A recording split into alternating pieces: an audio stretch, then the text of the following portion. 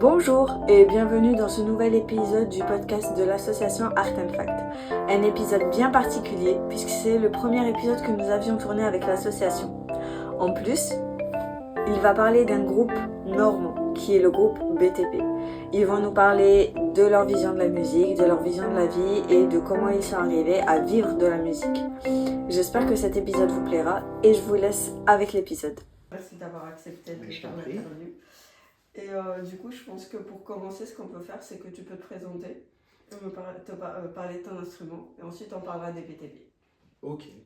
Je suis Eddy Ridel, j'ai 52 ans, je suis musicien depuis que je suis jeune, depuis que j'ai 13-14 ans, sans formation réelle à la musique, donc toujours à l'oreille, à l'apprentissage, voilà. Je ne suis pas un enfant de l'école de musique parce que, enfin, j'ai fait, mais ça, j'ai eu un peu du mal quand j'étais jeune avec les écoles de musique, mais ça m'a pas empêché d'être très attiré par la musique. Donc du coup, bon, j'ai joué dans des groupes différents, de punk, de reggae, etc. pour me former. J'ai un peu testé tous les instruments au départ. J'ai fait de la batterie, j'ai fait de la basse, de la guitare, mais mon instrument premier, ça reste la voix, le chant. J'ai toujours chanté, j'ai un père musicien qui jouait du piano tous les jours chez moi, qui chantait du blues. Donc j'ai toujours, même petit, été bercé par ça. Je voyais mon père chanter quand il rentrait de son travail, il prenait le piano et il faisait des blues. Donc voilà, j'ai toujours aimé ça, il me faisait écouter de la musique et j'ai toujours chanté, je chante toujours d'ailleurs, je chante même quand je ne suis pas avec BTP, je chante chez moi. Enfin, ça fait partie intégrante de ma vie d'humain, de chanter. C'est quelque chose pour moi qui est, je pense, très réconfortant et qui me permet de suivre le fil, hein, parce que la vie est des fois pas simple. Voilà, donc mon instrument premier, c'est la voix.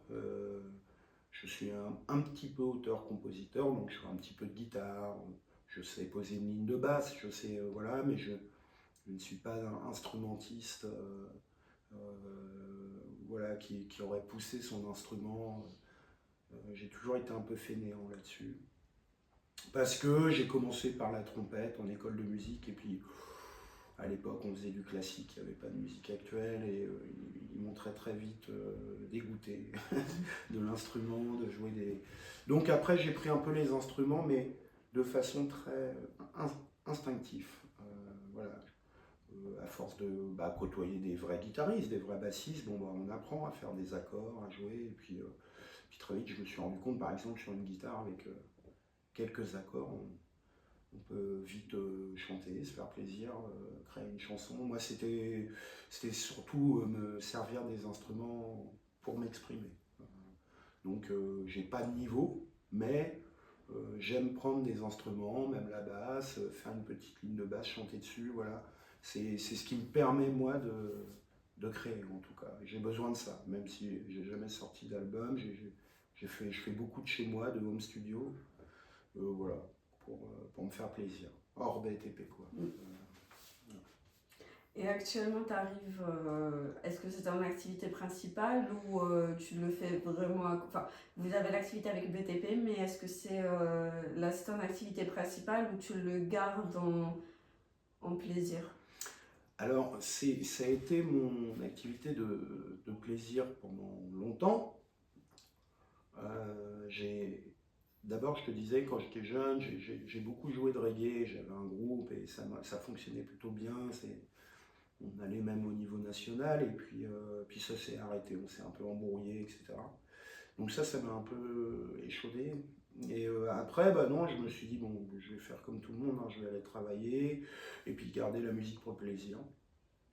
Et en fait, j'y suis revenu il y a 3-4 ans où j'ai décidé d'arrêter de travailler, de devenir intermittent du spectacle et de passer plutôt professionnellement à ça, voyant que sur le concept nous qu'on avait créé, il y avait de la demande.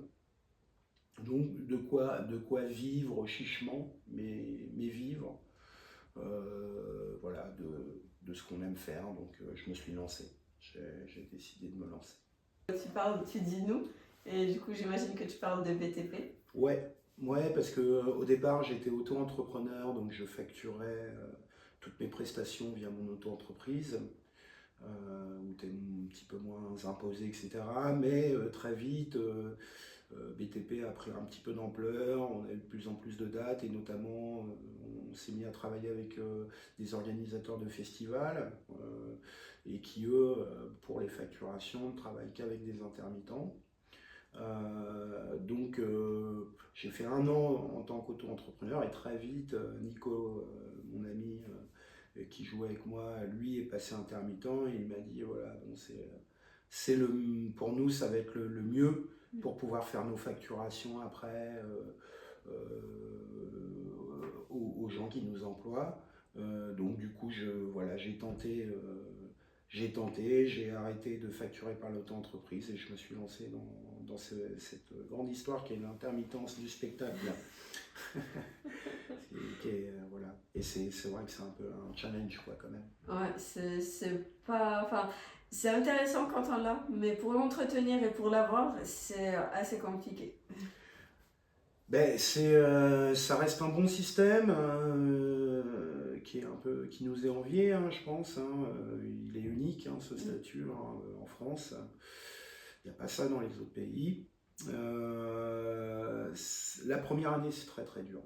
C'est très très dur parce que on n'a pas encore ces indemnités. Il faut savoir que le statut d'intermittent, c'est un statut de chômage. C'est d'assurer, ils assurent aux artistes, techniciens, si tu fais ton quota de dates et d'heures, l'année d'après, sur 10 mois, ils t'assurent quand même une indemnité de chômage si des fois tu as des moments où tu travailles moins. C'est ça le statut de l'intermittence. Mais la première année, tu n'as que tes revenus de musicien, tu collectes tes dates et là, ouais, c'est difficile, tu sais pas vraiment à quelle sauce tu vas être mangé. Donc tu fais des dates, et puis il faut savoir que sur les cachets, bon, bah, t'es comme en France, hein, il y a beaucoup d'impositions, donc on prend beaucoup d'argent sur un cachet. Donc la première année, c'est vraiment l'incertitude, puis c'est aussi l'incertitude de savoir, tiens, est-ce que le projet qu'on lance va fonctionner, sachant que nous, on avait quand même les années passées comme un petit peu repère en termes de quantité de dates. On savait que voilà, on n'était pas sur un projet de création, on n'était pas des auteurs-compositeurs, on est plutôt sur un projet qui passe partout, donc avec de la demande. Voilà. Donc on savait qu'à l'année, enfin sur 10 mois, il y aurait pas trop de difficultés à faire les fameuses 41 cachets, voilà, 507 heures. Et c'est ce qui s'est passé en fait. La première année, bon, difficile, et puis j'ai eu mon statut, voilà, je suis reparti, et puis ça fonctionne à chaque fois. Trop bien. Puisqu'on parle des BTP, est-ce que tu peux nous présenter le groupe, les musiciens, et nous parler des BTP? En fait, j'ai voulu laisser cette question ouverte parce que je me dis, je vais pas diriger les questions sur ce point-là. Au moins, explique-nous ce que c'est que les BTP, au moins tu auras la liberté de dire qui vous êtes, ce que vous faites et tout. Alors les BTP, déjà c'est une histoire d'amis. Faut savoir que le noyau dur des BTP, c'est moi, c'est Nicolas Limard et Jérôme Scuti, qui sont 2 de mes amis d'enfance. Vraiment. Jérôme, je l'ai connu à 7 ans, Nico, je l'ai connu à 13-14 ans. Donc au départ, c'est plutôt une histoire d'amis qui n'a jamais eu et qui n'en aura jamais, qui n'avait pas de prétention. En fait, avec Nico, on faisait beaucoup de restos, on jouait dans les fêtes des copains, on sortait les guitares, on chantait. Jérôme, il était bassiste. Enfin, à chaque fois, ça revenait. Donc avec Nico, on a commencé à faire les restos à Fécamp. Donc à jouer dans les restos, dans la rue, faire la manche. Et puis on a commencé à être embauchés un petit peu comme ça, tous les deux, sur des mariages, des trucs comme ça. Vous voulez pas venir chanter, c'est sympa ce que vous faites. Voilà. À force de travailler ça, moi j'ai imaginé un concept. J'ai dit parce que on ne prenait pas ça tellement au sérieux et Nico ne se considère pas comme un grand musicien. Donc des fois on faisait des bains, c'était pas le problème. On essayait de faire plaisir aux gens, leur chanter les chansons qu'ils aimaient. Donc au bout d'un moment, j'ai dit tiens, on pourrait peut-être essayer de faire rentrer Jérôme à la contrebasse, vu qu'on a de plus en plus de demandes, de mariages, de trucs comme ça. Ça pourrait être sympa, on serait trois, ça nous ferait une assise rythmique. Je disais ça à Nico, puis donc on fait rentrer Jérôme, on fait tourner un petit peu ça, et puis alors il y a Marco Hébert qui est venu entre-temps, qui est reparti, qui est un guitariste manouche, mais on est resté avec cette formation à trois pendant assez longtemps. Et puis au bout d'un moment, je lui dis, il faudrait que... Moi j'avais envie que ça... Bah, quitte à faire de la reprise comme ça, je me suis dit, faudrait y mettre un côté artistique, quoi, quelque chose d'un peu farfelu. Nico, c'est un farfelu, c'est un gars. Donc on a décidé de faire un pot d'épain, on voulait s'appeler la brigade des pains, parce qu'on faisait des pains tout le temps. Donc on est parti sur une histoire de chantier, que les chansons étaient des chantiers, et qu'on ferait chanter les gens, et qu'on ferait que le gros œuvre, de l'enterrement de couplets. On se moquait de nous-mêmes en fait. Donc voilà, après on s'est dit, bah tiens, pour visuellement, ce serait bien qu'on ait une espèce d'uniformisation un peu. Donc on a choisi les codes de chantier, comme des gars de chantier. Et c'est parti de là, tout simplement. Donc on a tourné comme ça, tous les trois, pendant, je sais pas, au moins 3 ans, facile, un peu plus. Et puis à un moment, on s'use, chacun, à l'époque, Nico travaillait, moi je bossais aussi, on n'était pas encore professionnels, enfin, on avait un métier à côté, à part Jérôme qui lui était intermittent du spectacle, mais en technique. Donc on ne faisait pas de cachet, tu vois, on se faisait payer soit au black, voilà, c'était vraiment très très très très très amateur. Mm. Et du coup, au bout de 3-4 ans comme ça, on a eu l'envie de faire rentrer un nouveau musicien. Donc ça a été Ronnie Méraud, qui est maintenant Ronnie Loiseau dans le groupe, qui est guitariste, qui a un petit peu plus de bagage technique que Nico à la guitare. Donc c'était l'idée, l'envie d'étoffer un petit peu quand les gens nous demandent des morceaux.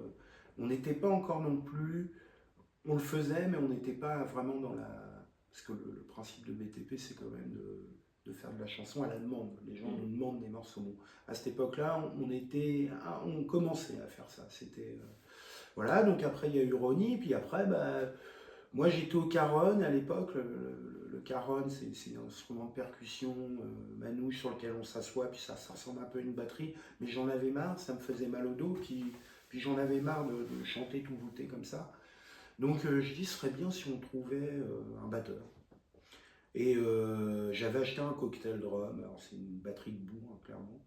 Et puis on a fait rentrer Justin Thiez, qui est un mec super, batteur, un super batteur, prof au conservatoire, jeune, dynamique, qui a connu le spectacle de rue avec son père, qui est musicien, etc. Donc lui, il a tout de suite adhéré. Donc voilà, on s'est retrouvé à 5. Et là, c'était un peu le début du truc, quoi, quand même. Donc là, à 5 en côte, à faire de la rue. On jouait très souvent gratuitement. On allait dans les marchés, dans les trucs, pour se faire connaître un peu. Et puis c'est là que ça a vraiment commencé à démarrer. Et puis après, l'ampleur est venue avec le moment du Covid. Donc voilà, on s'est retrouvé sur une formule de guitaristes, un contrebassiste, un batteur, moi au chant. On chante tous à peu près. Et puis voilà, là ça a commencé à s'étoffer un peu plus. C'était pas encore pro, mais il y avait l'envie quand même. On sentait l'envie que ça prenne encore un palier supplémentaire. Et puis c'est venu avec le Covid en fait. En fait est arrivé le Covid. Et puis, nous, on est un peu rebelles dans l'âme, alors remplir des papiers pour ça, voilà.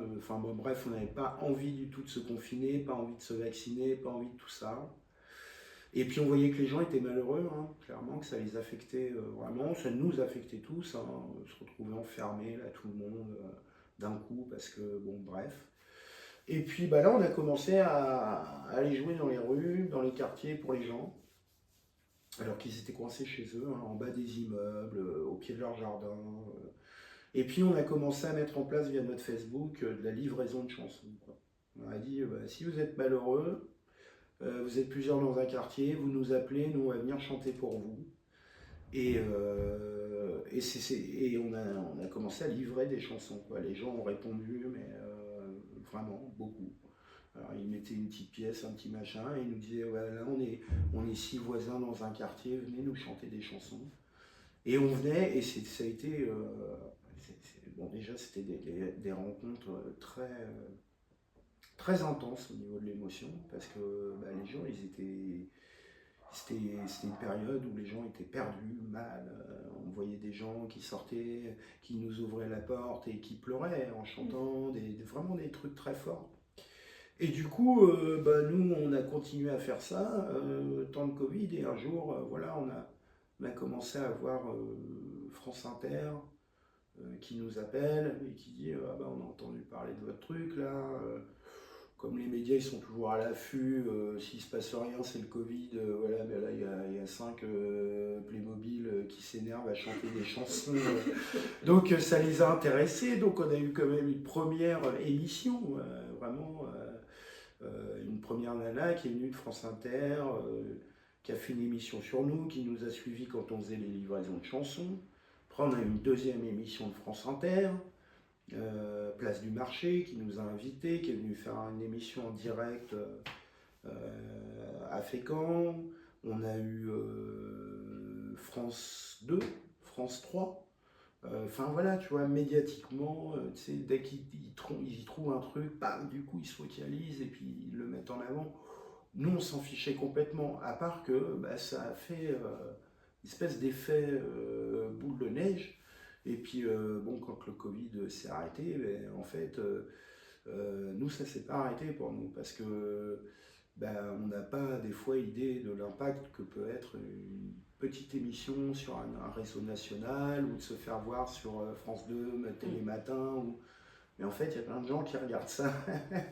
Donc, nous, on expliquait notre concept, tout ça. Donc, après, on a eu plein d'appels, en fait.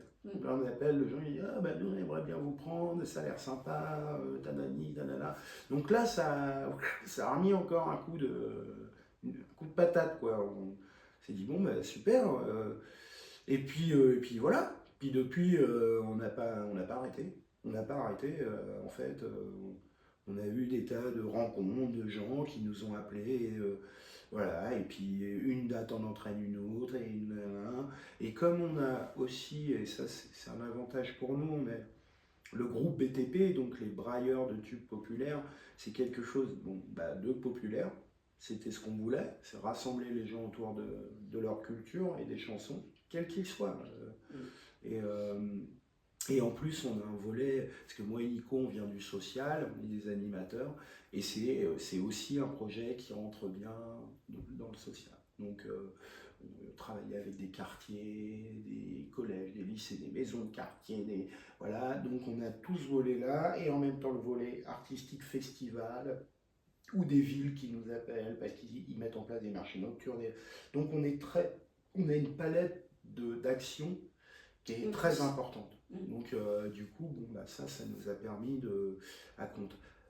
Moi j'ai des amis comme mon Boule là, qui va jouer, qui est un artiste génial, là, qui est un auteur-compositeur super, mais c'est beaucoup plus dur quand tu es auteur-compositeur. Il faut vendre ton projet il est pas...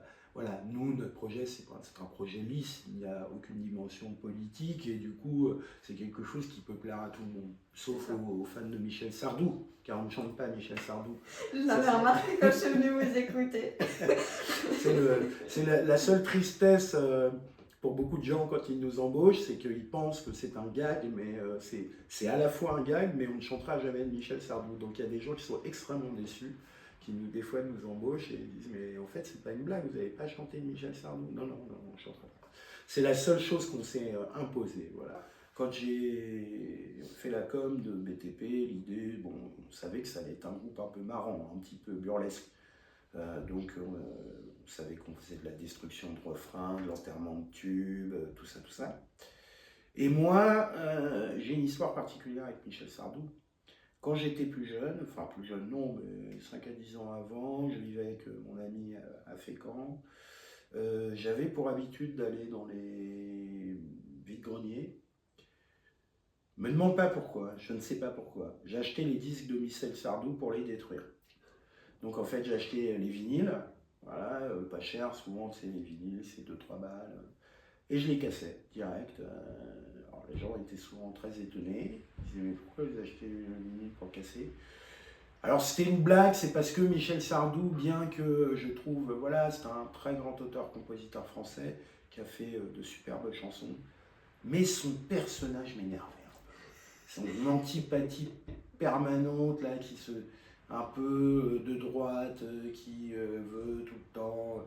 Bon, j'étais plus jeune, hein, donc voilà, qui provoque à travers des thèmes dans ses chansons, des fois un peu, voilà, autant béni des colonies, des trucs comme ça. À l'époque, je ne les comprenais pas bien, ces chansons. En fait, je lui trouvais beaucoup de talent et je disais, mais pourquoi il chante ça, ce gars, quoi? Enfin, pourquoi il provoque à ce point dans ses chansons, quitte à paraître pour un vieux con raciste, alors que pas du tout. Lui, pour lui, c'était l'inverse. En fait, il faisait ça pour faire réagir les gens. On lui a beaucoup reproché ces chansons-là, Femmes des années 80, des trucs comme ça. Oui. Mais bon, moi, je l'avais pris un petit peu en grippe. Donc la private joke entre nous, c'était qu'on chanterait tout ce que les gens voudraient, sauf Michel Sardou. Voilà. En plus, ça marchait bien sur le flyer. On chante tout, sauf Michel Sardou. Voilà. Et ça nous faisait marrer. Et on s'est en plus rendu compte que, bah, quand on dit ça, il y a pas mal de gens qui sont déçus. Il y a aussi pas mal de gens qui disent ouais, c'est bien, faut pas chanter Sardou. Voilà, le pauvre, qui a quand même voilà, un panel assez important de grandes chansons dans la populaire française, quoi, quand même. Donc voilà, c'est une bonne blague. Et en plus, c'est un truc parce que quand tu vois un groupe qui te dit on chante tous sauf Michel Sardou, t'as vraiment envie d'aller les écouter pour voir, mais c'est quoi ce groupe qui. Et puis en plus, une fois, on a rencontré un mec, lui, il fait que du Michel Sardou. Alors souvent, on disait aux gens, mais si vous voulez, on peut vous mettre en contact avec un artiste qui fait que du Michel Sardou. Nous, voilà, Michel Sardou, c'est pas notre cam, on le fera pas, etc. Et on le fait toujours pas. Et voilà, c'est resté dans cette grosse blague et c'est à enfler, puis c'est resté dans le truc. Donc on chante toujours pas Michel Sardou et je te dis, il y a des gens des fois qui sont très déçus, quoi. Ils pensent vraiment que c'est une blague, que on va se mettre à chanter quand même du Sardou quand ils vont le demander, mais on fera jamais les lacs du Connemara, on fera jamais tout ça. Et ils sont très tristes. Parce que c'est des chansons qui sont très très très populaires. Les lacs du Connemara, c'est énorme. Ouais. Ça rassemble des jeunes comme voilà, tous les tranches d'âge. Voilà, Tout le monde connaît. Ouais, tout le monde vraiment connaît, quoi. Donc ils sont très déçus des fois. On dit non, ça non. Voilà, donc après, là, BTP, bah, on en est là. C'est que de l'amour, BTP, hein. Clairement, on se prend pas au sérieux. On veut juste dire aux gens, quelles que soient vos cultures, vos religions, on vit ensemble et on va vous montrer que bah, vous êtes tous liés par au moins une culture commune, des choses que vous chantez. C'est ce côté populaire musique. La pop musique, c'est pour moi, pour beaucoup de gens, alors quand j'étais un peu plus jeune, j'étais dans le reggae, on fait du reggae et tout, j'étais peut-être moins là-dessus. Après, j'ai vite compris que la pop musique, c'est essentiel. Enfin, pour moi, c'est pas pour The King of Pop, Michael Jackson, qui est un artiste terrible, et pourtant, voilà, c'est vraiment de la populaire musique. Et la pop musique en France, on a des bons artistes, donc voilà, partageons ça au moins, voilà, chantons ensemble. C'est du karaoké de rue, on vous accompagne, éclatez-vous, le temps d'un morceau, voilà, vous donnez tout ce que vous avez, et puis et on exhume des vieux morceaux ensemble, ou des morceaux d'artistes plus récents, mais voilà, c'était un peu l'idée. Et on est toujours dans ce délire-là, on ne varie pas. Alors on essaye de créer un petit spectacle autour de ça, parce que maintenant on a mis des personnages en place. On s'est tous trouvé des noms. Donc il y a Jean Magic, qui est Nico, mon ami. Alors lui, c'est un peu l'hystérique de l'affaire, qui prétend savoir tout jouer, mais qui au final n'a pas de niveau de guitare, pas trop de niveau de... Voilà, il a que son expérience, son énergie, sa clownerie. Voilà, c'est vraiment ce personnage-là. On a Justin Bruidou, qui est un peu l'élément, il est à la batterie, et Justin c'est le technicien, parce que c'est vrai que c'est un très bon batteur, et il est très dans à la fois la folie, mais à la fois la rigueur de la rythmique. Il y a Choubi qui est à la base, donc bref, on a avec Ronnie Loiseau à la guitare. Alors Loiseau, ça lui va bien, parce que Ronnie, parce que lui, il fait ce qu'il veut. Des fois, les gens ils demandent un morceau, non, alors, il fait autre chose. Voilà, il est vraiment libre, il est libre max. Hein. Donc voilà, on a créé ces personnages et puis on essaie un peu de les incarner quand on joue dans la rue, principalement dans la rue d'ailleurs. Quand on a des fêtes privées, tout ça, on ne fait pas venir. Voilà, mais donc on aimerait créer vraiment un petit spectacle autour de ça, de cette compagnie qui n'est presque plus une compagnie, qui serait plus une entreprise, tu vois, une entreprise artisanale vraiment de tubes populaires.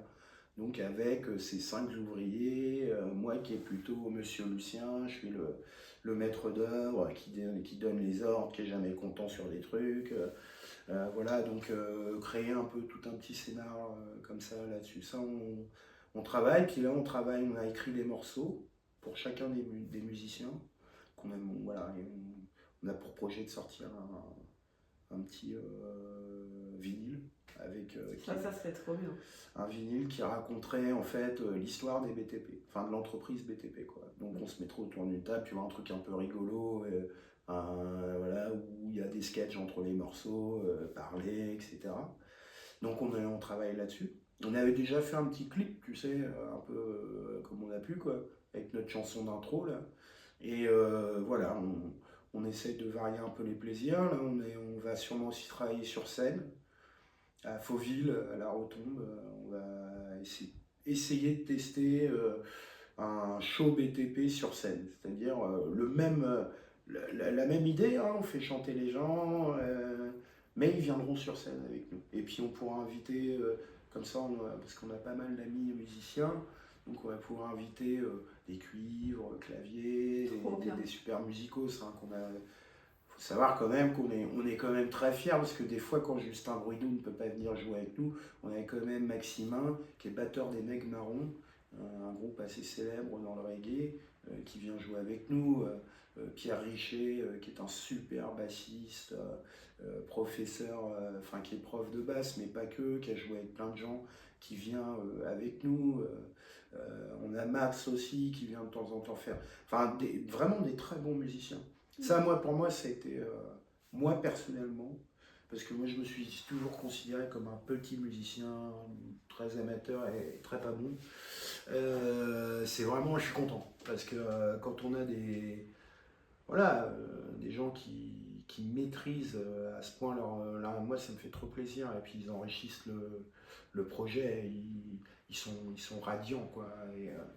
Et ça fait plaisir aussi, parce que ça veut dire que ça touche aussi.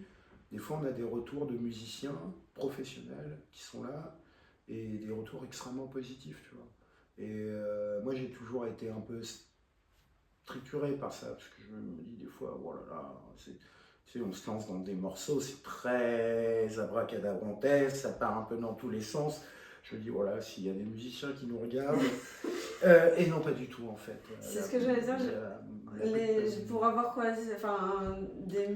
pour vous avoir déjà écouté jouer, c'est vrai que comme tu dis, il y a de la reconnaissance venant de musiciens, ouais. Et d'un autre côté, le public, je vous ai écouté 2 ou 3 fois justement dans la rue, et le public accroche de suite. Ouais. Ça reste aussi, en plus de la reconnaissance de musiciens, cette reconnaissance du public, elle est aussi pas mal. Ça prouve que... Oui, parce qu'on n'a pas de barrière, on est à la hauteur des gens. C'est ça. Et on est dans l'énergie, et on ne calcule rien. On n'est pas dans une position d'un artiste qui va mettre tout son ego. Quand tu es artiste, c'est ton ego qui parle. Tu es sur une scène, tu présentes un show. Voilà, là, ça n'a rien à voir. Là, On est juste des gens qui font de la musique, farfelus, et on a envie d'emmener les gens avec nous, quoi. Donc on leur ouvre vraiment la porte. Ton frère, qui est un super saxophoniste, voilà, tu vois, qui trouve sa place un instant avec nous, c'est juste pour nous, c'est du bonheur, quoi. C'est des rencontres avec des musiciens et des fois, bah, comme ton frère ou d'autres, des super musiciens, quoi. Et là, pour nous, ouais, là, c'est la top reconnaissance. On a le public, déjà, ça, c'est la reconnaissance. On est content, les gens sont heureux. Et puis, quand tu as un super musicos qui franchit le pas, qui dit, bah, moi, je vais donner aussi avec vous, bah ouais, là, c'est d'autant plus reconnaissant parce qu'on se dit, bon, bah, les gens du métier, tu vois, on a eu des gens, là, des invitations dans des festoches où, bah, on se demande, tu vois, on dit, bah ouais, vous êtes sûr, parce que bon, nous, c'est de la chanson approximative, de proximité, vous êtes plutôt jazzeux, machin et tout, mais non, pour eux, on a des fois des musiciens qui nous disent, moi, je serais incapable de faire ce que vous faites, hein. Comme ça, sur le pouce, lancer des morceaux, accompagner les gens, dans l'énergie, ça leur semble très improbable. Ce qui, pour nous, cette improbabilité, cet univers-là, c'est justement nous ce qui nous tient. On ne sait pas où on va, quoi.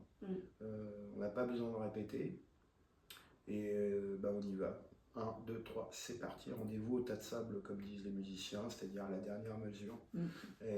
Et c'est parti. Et puis aussi des surprises des fois avec les gens du public. Des gens qui viennent prendre le micro, qui ont des super voix, vraiment des moments de bonheur, des petits qui viennent chanter leurs chansons, qui sont vraiment habités. Voilà, je crois que c'est tout ce qu'on aime là-dedans. C'est l'humain vibrant, quoi. Quand l'humain se met à vibrer, quand il n'y a plus de regard de tiens, t'es qui, t'es quoi, tout le monde est rassemblé, et puis on ne se juge pas, on est juste là pour prendre du plaisir, chanter, faire de la musique et du bon temps, voilà. Rigoler, et voilà, et c'est... Voilà, c'était vraiment l'essentiel de ce projet BTP, et puis bah, c'est ce qui nous tient, c'est ce qui nous tient toujours, et tant que ça sera ça, il n'y aura pas de lassitude. Il n'y aura pas de lassitude, il y a pas... pour l'instant il n'y en a pas. Il n'y a pas de... Puis bon, comme tout le temps, c'est tout le temps un peu différent, donc il n'y a pas de lassitude. Donc voilà, c'est l'énergie. Nous, c'est vraiment l'énergie qui prime. C'est pas la technicité, c'est pas voilà, la beauté du morceau, c'est l'énergie et la mise en lien des gens. Voilà. On est on cherche à mettre en lien les gens, faire qu'ils se rencontrent et qui s'acceptent et qui se reconnaissent et qui s'aiment. Le temps d'un petit moment, quoi. C'est pour ça qu'on encourage tout le temps les gens à la fin de nos prestats à faire des câlins, tu vois. On passe toujours par voilà, une phase où on dit aux gens allez, c'est la fin, maintenant nous on aimerait bien des câlins, il faut faire des câlins. Parce que voilà, pour passer l'énergie. D'ailleurs, nous ça ne marche que si les gens sont. Il y a les peu de fois où ça n'a pas fonctionné, c'est parce que devant on a. Alors peut-être nous aussi on l'a pas su, mais c'est aussi parce que des fois on n'a pas de retour. S'il n'y a pas de retour, ça ne peut pas marcher. Si ça n'accroche pas. Non, non. Bah non, parce que c'est vraiment un courant électrique, quoi, qui se passe. Donc si on a des gens qui participent, qui proposent des morceaux, qui viennent, qui jouent le jeu, c'est un jeu, c'est une escroquerie, hein, c'est un jeu. Là, ça fonctionne. Si on a des gens pétrifiés qui se mettent à 20 mètres de nous et qui nous regardent comme si ça allait être un concert, ça marche pas. On n'est pas du tout dans cette formule-là, quoi. Donc voilà. Inch'Allah, pour l'instant, ça tient, ça marche bien. On a un tourneur qui nous fait tourner l'hiver. On va en montagne. Là, on a un gars de Rouen, un autre tourneur qui nous a appelé, qui va nous faire jouer une dizaine de dates sur Rouen. Là, voilà, on a 3-4 appels par jour. Ça, c'est incroyable. T'imagines? C'est énorme. On ne peut pas tout traiter d'ailleurs. Voilà, et tout seul, on n'a pas de prod, on n'a pas de tourneur. Voilà, on fait tout nous-mêmes. Voilà. Mais je crois que c'est parce qu'on est juste humain. On est juste de base. On est un peu comme des copains. Tu vois, même quand on va dans les fêtes privées, on se comporte un peu comme les amis. On serait des amis qui viendraient jouer de la musique pour les copains, quoi, tu vois. Et il y a un truc aussi que tu as dit tout à l'heure, c'est l'ego.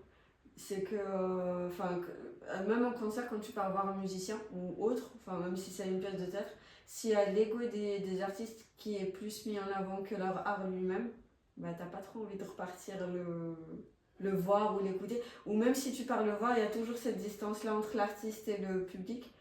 Et Ouais. en tant que Il faut public, pas c'est pas qu'il y ait- agréable. Ouais, je suis assez d'accord avec toi. Il ne faut pas qu'il y ait de déséquilibre C'est ça. entre l'ego et l'artistique, mais il y a quand même un ego très fort chez tous les artistes. Et comme tu dis, si c'est bien dosé, Exactement. ça marche bien. Si effectivement l'ego prend le dessus, là, c'est insupportable. Et ce qui est bien dommage, des fois il y a des artistes qui se gâchent d'ailleurs à cause de ça. Mais nous, il y a pas d'ego. Il ne peut pas y en avoir. Puis bon, on n'a pas, comme je te dis, on ne propose pas de morceaux. Nous, on n'est pas des auteurs, donc on ne fait que brailler des chansons qu'on aime tous ou pas. Voilà, enfin. Donc il ne peut pas y avoir ça. Il y a des personnages. Et puis qui sont nous en fait. Alors ça aussi c'est marrant quoi, parce que on a on a créé des personnages, mais en fait ces personnages-là ils n'ont pas de caractère inventé. C'est nous en fait. Jean Magique il est réellement comme ça dans la vie, il est vraiment un peu hystéro tout le temps. Enfin voilà, tu vois nos personnages. Souvent ils disent ah Monsieur Lucien c'est un peu il est un peu bougon, il est un peu tu vois, et je suis un peu comme ça, je suis pas bougon, je suis un peu introverti en fait. Tu vois. Curieusement, je suis un peu timide dans la vie. J'ai mes amis, j'ai mes machins. Alors, je parle beaucoup, comme tu peux le voir. Je suis un zèbre qui parle. Mais par contre, je suis pas comme je suis avec BTP dans la vie, quoi. Je suis toujours voilà, un peu en retrait, ouais, je suis un peu timide. Voilà. Donc nos personnages en fait ils correspondent à ce qu'on est dans la vie. On cherche pas, il n'y a pas de tricherie dans BTP en tout cas, il y a pas d'artifice. J'ai dit c'est une escroquerie. Non vraiment, on le voit comme ça, il n'y a pas d'artifice, il y a pas de, du pur 100% quoi. Et je pense que c'est ce que kiffent les gens. C'est qu'on ne triche pas. Quand on dit des choses au micro, on les pense vraiment quoi. Il y a de la blague, mais des fois, il n'y a pas de blague. Moi, je dis des choses aux gens qui peuvent être un peu surprenants, et les gens se rendent compte que, ah non, mais il disait pas ça pour rigoler, en fait, il pense vraiment ce qu'il vient de dire. Bah ouais, je pense vraiment, je te le dis, je viens de te le dire, et c'est pas grave. Je veux dire, ça nous empêchera pas de chanter, et voilà. Parce que, voilà, c'est un peu de la tolérance, quoi. Faut être tolérant. Faut être tolérant les uns les autres parce que sinon on s'en sortira jamais. Donc voilà, moi je suis quelqu'un de très sensible, je pense, comme beaucoup dans mon groupe. Ronnie, Justin, Jérôme, Nico. Voilà, on est tous un peu des gens très sensibles et très sensibles aussi au monde qui nous entoure. Et ben nous, ouais, ça nous fait du bien d'aller faire les cons dans la rue, chanter avec les gens. Accessoirement, on en vit, ça c'est top. Parce que c'est ce que j'allais te demander, si c'est pas indiscret, est-ce que vous arrivez à en vivre de cette activité maintenant? C'est-à-dire que c'est vrai qu'on sait tous que c'est un peu compliqué en tant qu'artiste de vivre de son activité. Grâce à ce fameux statut de l'intermittent. Oui, mais vous, c'est bon, vous arrivez à en vivre. Ouais. Trop bien. Après, je te dis, ça reste chichement, mais bon, j'ai mes dates et puis j'ai une allocation par mois. Si je fais tant de dates, si l'allocation complète ces dates, bon, ce qui me fait largement un salaire voilà, pour payer décent, pour manger, payer mon loyer. C'est le plus important. Voilà. Puis on ne cherche pas la richesse, on n'en est pas là, nous. Voilà, on est tous très heureux, en tout cas, moi je crois, Nico, moi, d'avoir arrêté de travailler. Quoi. Donc voilà, oui, on peut vivre aujourd'hui de ce qu'on fait artistiquement. Bon, après, c'est comme tout, c'est une entreprise, ça demande grave de taf.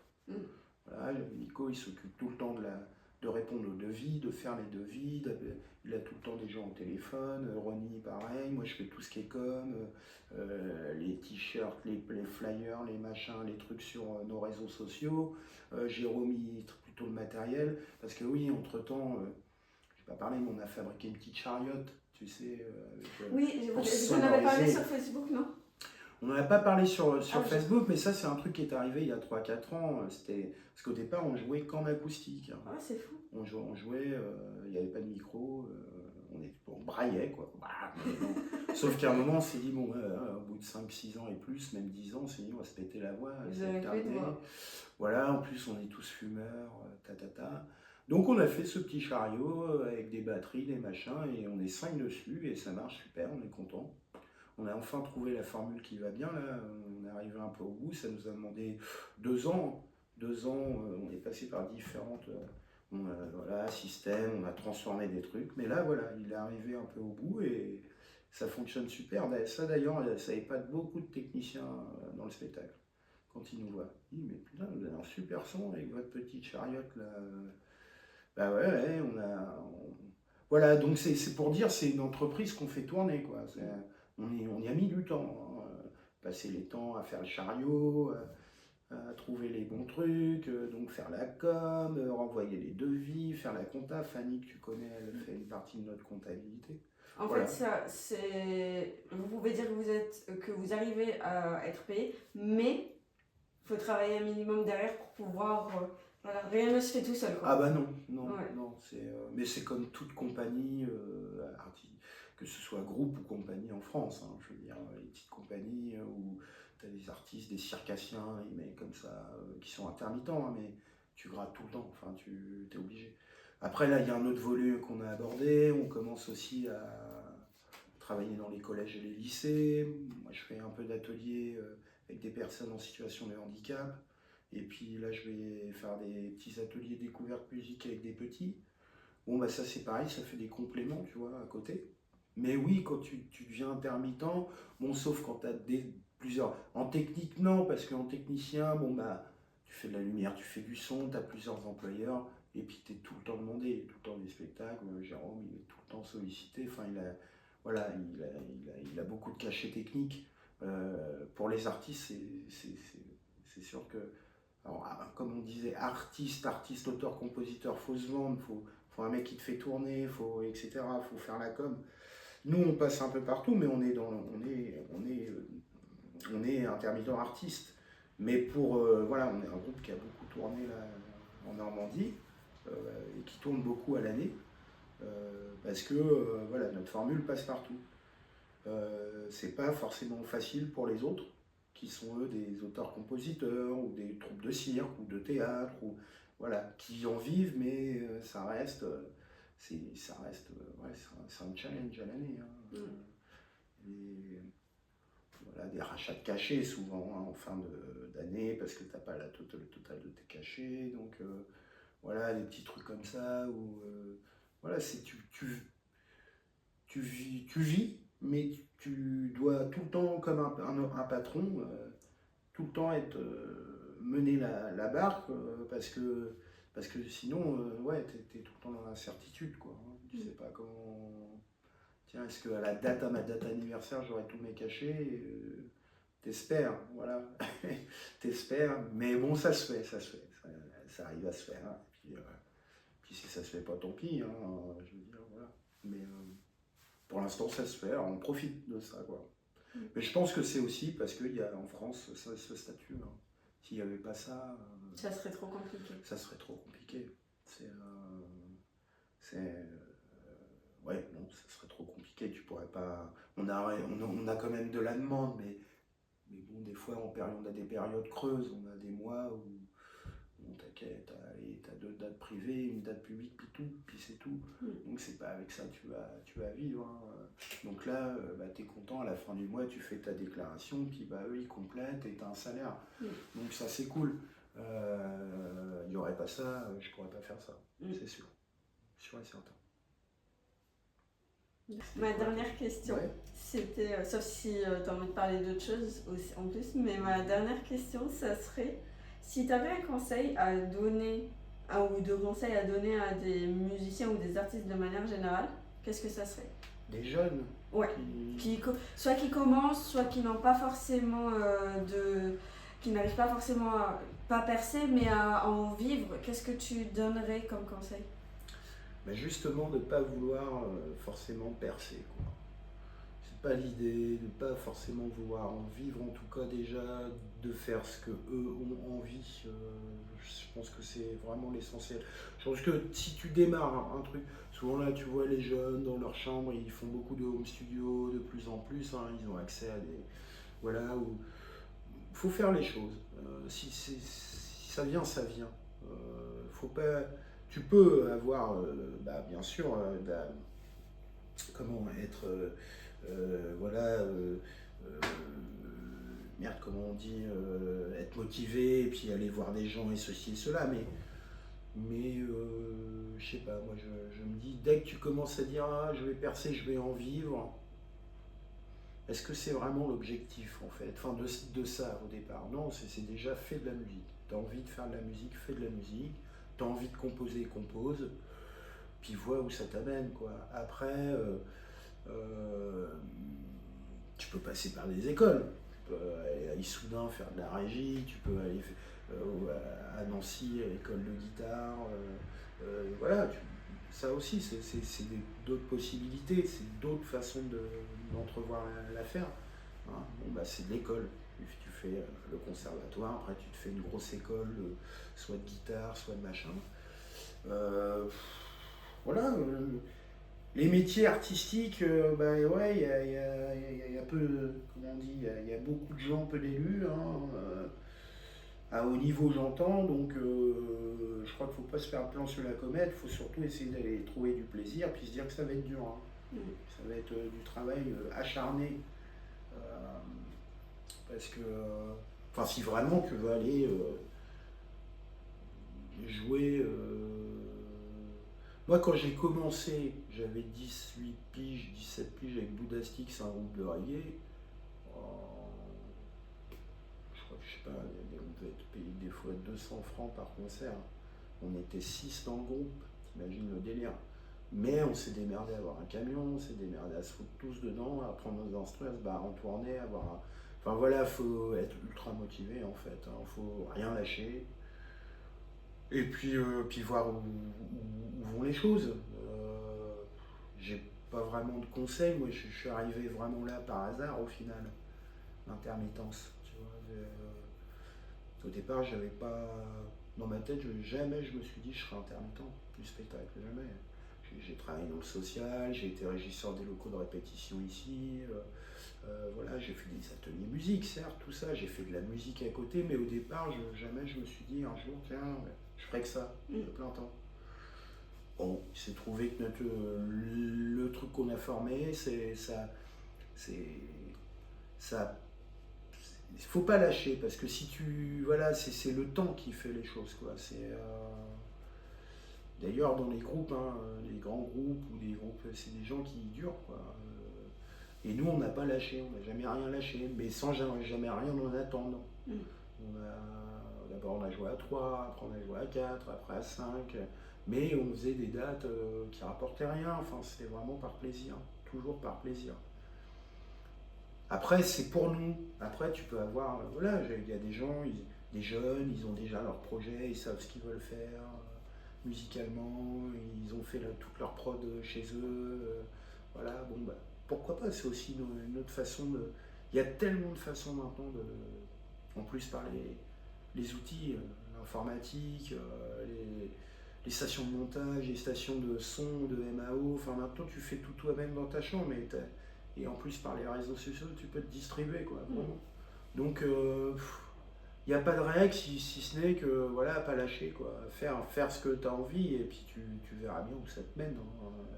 Ça te mène à l'intermittence ou pas du tout, ou si ça te mène à des jeunes qui se font connaître parce qu'ils ont mis sur Facebook leur son, hein, et puis il y a des prods intéressés qui viennent les voir, c'est bien ce que tu fais, Donc maintenant c'est vraiment, voilà. Nous, ce qui nous plaît c'est le live, c'est jouer dans la rue, c'est jouer pour les gens. On n'a pas de, on a le volet studio, produire pour vendre un disque, un machin.